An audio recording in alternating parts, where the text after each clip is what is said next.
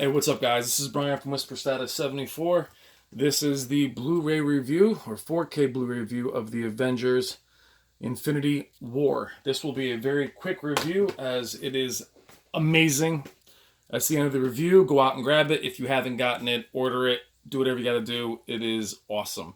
Real quick, before I get into the review, a lot of you guys have been asking why I did not grab the Steelbook versions of these three films while I was there. Well, simply, they only had two of them, and I wasn't going to get just two Steelbook. And actually, what I like better than Steelbook is I really dig Digibook.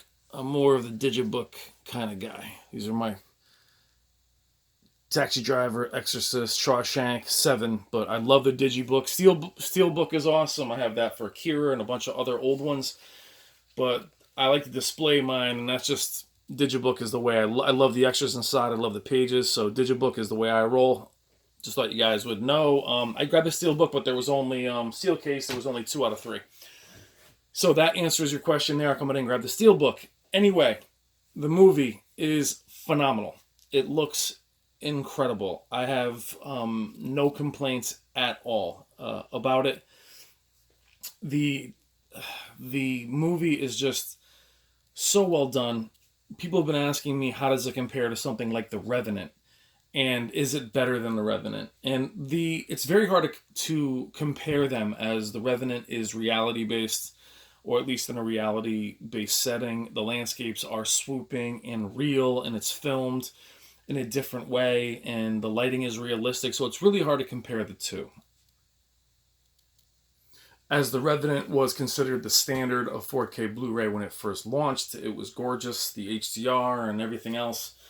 I can't say this is better. I can say I feel they're equal. That's only my opinion. I'm not sure what things are shot in. A lot of this was shot 2K, upscale, whatever. The point is the other movies that were in 2K upscale, this is how it's done then, because they should all look this way as far as the effort that gets put into transferring these to home.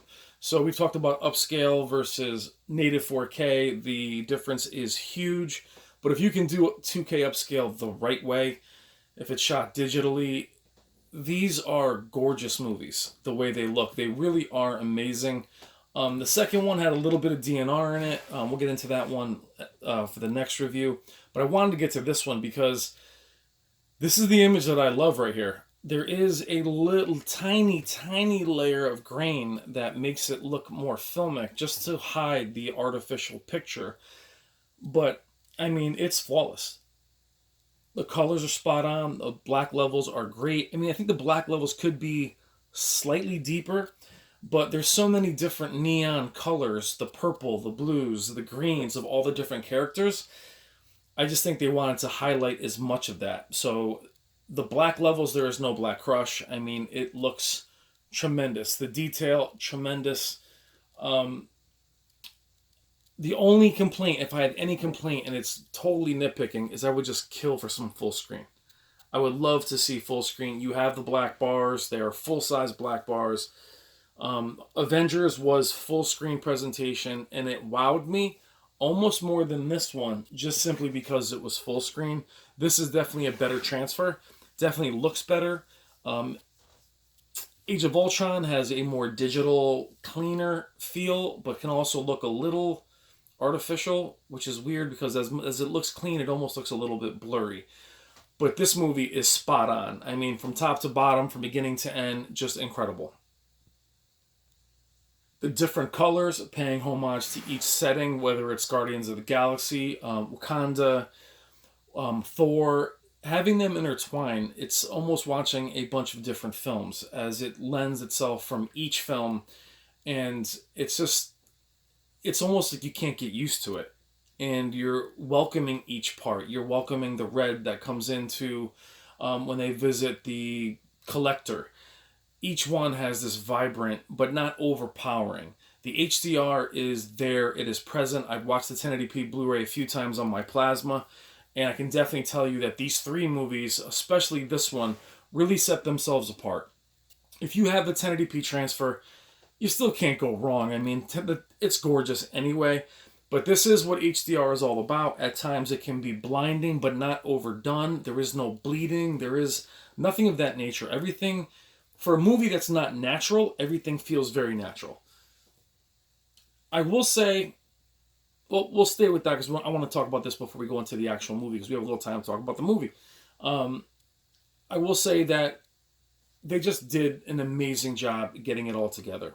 Unlike DC's fake grain and really artificial CG, the CG really stands up. I think the only kind of fake looking CG I saw was the scene in the beginning with the Hulk, which I thought was not a great scene anyway, just the way his movement was. I know he's meant to look clumsy. That's probably the only part of the whole film that looked artificial to me. For me, the true test of CG is how it is blended in daytime scenes versus nighttime where things can look artificial and the backdrop is mostly black. You can see the practical effects with the cars, but it's the detail on the vehicles.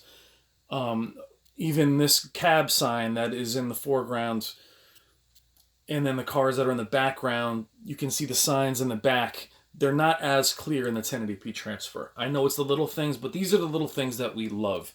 The big guy's skin, the difference in their clothing, all these things are very, very apparent. The HDR, the flames are more evident. It's just amazing. This is what it's all about, guys. I can't say much more about the transfer. It is so good. The sound is fantastic. A lot of rumbling, a lot of spatial awareness, a lot of things flying around the room. It's very good. But the best part about sitting and watching this movie for the 5th or 6th time, saw it in the movies a couple times, was I didn't feel the need to reach for my remote and change settings. Now, for those of you that are big into that, to settings, that is a testament to how well a movie's done. If you can throw on that advanced contrast, if you can put that dynamic contrast on, then the movie can handle it. That means that movie is quality. That means that movie can take, you screw around with the settings. With this movie, pump up as much crap as you want in your settings. It will take it. It's that clean. It's that good. It can take you fiddling around with it. And then the fact that I can just sit here and not have to do that is just a testament to how good it is. So as far as the 4K transfer, how good is it? It is spectacular. I'm not sure what the specs are. You can find the specs on every other channel out there and they can give you all the numbers and whatever. It just looks awesome. I'm just very, very happy with it. I think it's tremendous. The fur, everybody just has so many different attributes to their costumes. But the CG characters like this scene mixed with Scarlett Johansson, mixed with Scarlet Witch, mixed with Thor, I mean, awesome. The Wakanda scenes are amazing during the day, just phenomenal. So I'm kind of running out of adjectives here. Spectacular, phenomenal, beautiful, natural. Grain haters, you will love this. Grain lovers, you will love it as it still has a natural filmic look. I'm not sure how that was pulled off, but it does look filmic. It doesn't look waxy or artificial at all. So go buy it. It's amazing. We have a little over a minute left. Let's talk about the movie a little bit. Spoiler alert if you haven't seen it yet. The Hulk thing made me crazy in the beginning. I'm a big Hulk fan. That made me crazy. But watching the Age of Ultron, and I'm a huge comic book fan, so I read the Infinity Gauntlet in high school in the 90s, guys. So I do go way back with this story. I'm not comparing it to the comic. But I will say, after watching Age of Ultron and seeing so much of that film surround Vision, I was really not upset, but disappointed to see Vision so underpowered. I know he was hurt initially, wasn't able to phase. However, I really want to see him go toe-to-toe, especially since between Civil War and Age of Ultron, he was just ultra powerful, and I was looking forward to seeing him go at Thanos one-on-one. But I still thought the scene with him and Scarlet Witch was awesome. Great movie. I will say I didn't love the next Ant-Man, though, so I'm really hoping, might get a little superhero fatigue, but I'm really hoping the next film in this is going to be as epic, even though they're going to throw some big characters into it.